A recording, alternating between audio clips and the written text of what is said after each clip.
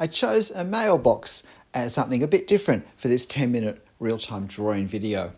In fact, it didn't take me very long to draw the actual mailbox, maybe about 6 minutes. And because of that, I decided to do a little more work on the surroundings, on the context in which we see this mailbox. Now, you notice I'm drawing from a black and white photo. I had a colour photo, but for some reason the colour was incredibly saturated and it really made for a very odd looking print that had it was very difficult to make out what was what. So I decided going black and white would keep it looking a bit simpler.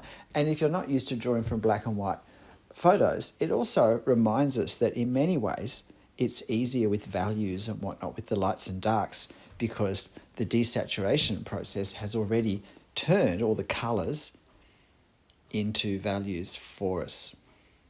Now, you'll see I started with the rectangular plate with the 5 on it, with the house number, and that's following my normal process of choose something that's easy to draw, if possible, more central to the subject, to the drawing, and then really put a bit of time and effort into thinking of the proportions. When you've done that, that becomes the place that we move out of, that we start to create what's around it, still going pretty slowly because we've only just started, working to keep the proportions correct, looking to see, is this next part above going to be twice as high as what I've drawn, or a bit more than twice as high, or half as high? So we're referencing off what we've done already, and the larger we draw part of it, or the more small parts we add on, take the whole thing as a larger unit when we start to then multiply in our mind that measure upwards or left or right or down or whatever, if that makes sense. The other thing is where we're going horizontally with things we've already drawn above, we need to align what we're doing. So I looked at where that cylinder, that metal cylinder for, I guess, newspapers and magazines, was, where it finished in relation to the plate with the 5 on it above, and that told me where to end it. Now, I don't know whether you've noticed, but perspective is happening on this mailbox, because perspective happens on absolutely everything we see. It's just that with some things, and particularly buildings, it's more obvious. There is just as much perspective in a tree as there is in a building. And so this tells us that eye level, I'll give you a moment if you want to pause and see if you can work out where eye level is, and then I'll tell you when you come back from the pause. And eye level is going through the center of the cylinder, because you can see that above it the line slopes slightly downwards, and below it the line slopes slightly upwards, and therefore the straight line is somewhere in between. And that's handy to know, because we use that fairly obviously now with the larger cylinder on the right, with the somewhat milk crate looking, what do they call them? Whatever, the big things that farmers have to put their milk in. And we know that the angle will increase. The upward sloping angle will increase from the angle on the cylinder because it's higher above eye level, and all the perspective angles increase in angle as they move higher above eye level. So a reminder, you're watching this in real time. Now, this isn't particularly wonderfully done, this next bit. I got a little lost in terms of exactly what I was doing, where the cylinder comes in to a slightly narrower, rounder top, and then we have a cylindrical part coming straight up, and then set into that we have the faceplate of the mailbox that has a bit of decorative work and has mail written on it, has a slot for the mail. I almost forgot the slot for the actual mail, which would have been a bit odd for a mailbox, or a letterbox as we call them in Australia. And so we're still within the first 6 minutes, I think. I'm using a 0.3 millimeter Copic multiliner. And 210 GSM drawing cartridge is the paper I use. And if you're finding this series, this daily drawing series of 10-minute real-time videos helpful, then please hit the like button for me, and that will help me out as well.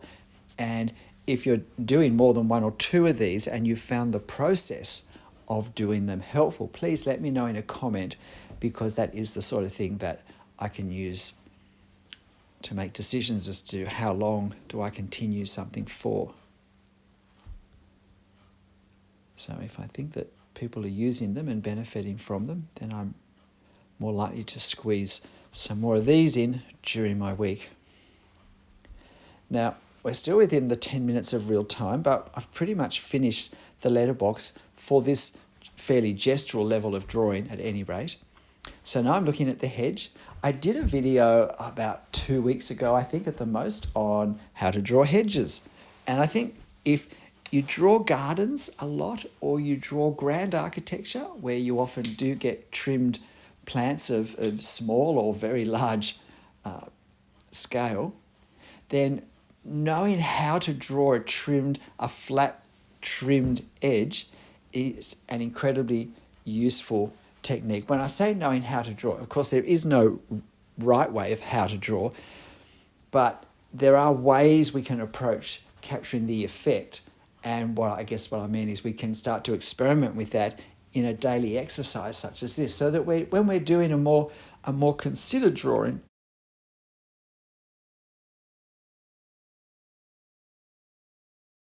we have some experience in marks and their effects and the way they build and layer.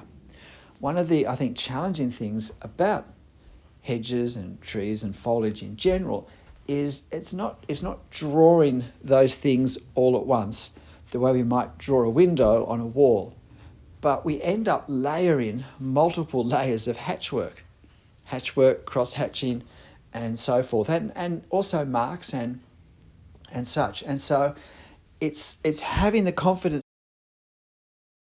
that when we start the hatching, and if you like, we're doing the under hatching, that it will come good. Someone referred to it in a comment recently, I think to one of my live sessions, as the ugly stage, which I thought was a really great description, because it also captures the nervousness that we can have with our drawings halfway through, where we haven't yet brought out the effect that we were wanting to bring out. We're still trying to lay the foundations for it. And yet, but we need to keep doing that before we see the end result. So I'm still building up the layers, but what I am doing before I do too much of the hedge is I'm starting to just go very slowly with hatching around the letterbox, because I don't want to run hatching lines through speed or lack of attention or control across the edge of the letterbox, because visually that won't read very realistically. And I know it's going to be fairly dark around the hedge. In fact, I'm going to hatch the hedge darker around the letterbox to help create a more clearly visible silhouette, and therefore help us to see it more, because this is going to be a fairly ink-heavy drawing. Allow us to see the letterbox more clearly, and therefore to understand what we're looking at readily. And therefore, I'm doing these marks slowly and carefully, so that when I move slightly further away from the letterbox, I can go a lot of the mailbox, I can go a lot faster with my hatching and cover larger areas quickly. This drawing did take me 20 minutes to do in real time, just under 20 minutes in real time. And I was going pretty fast with the hatching, and I continue the drawing, I guess as you saw from the thumbnail, right down to the foreground. Though I don't put as much work in the very close foreground, the closest depth of plane. So now I'm picking up speed, because I have a bit of a buffer between where these lines end and the letterbox outline silhouette edges.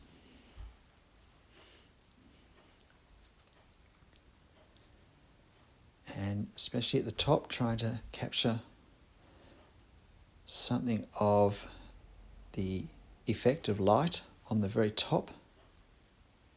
If you haven't seen any of my videos on drawing trees, on drawing foliage, then can I recommend that you go and check out my Drawing Trees playlist.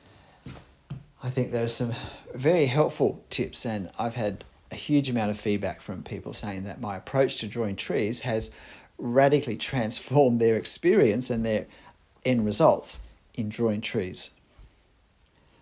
They're one of my favourite subjects to draw, although it's not necessarily intuitive how we would capture a tree with a black ink line. Now we have moved into 4 times normal speed to get this finished within the normal time period, and it is fairly repetitive.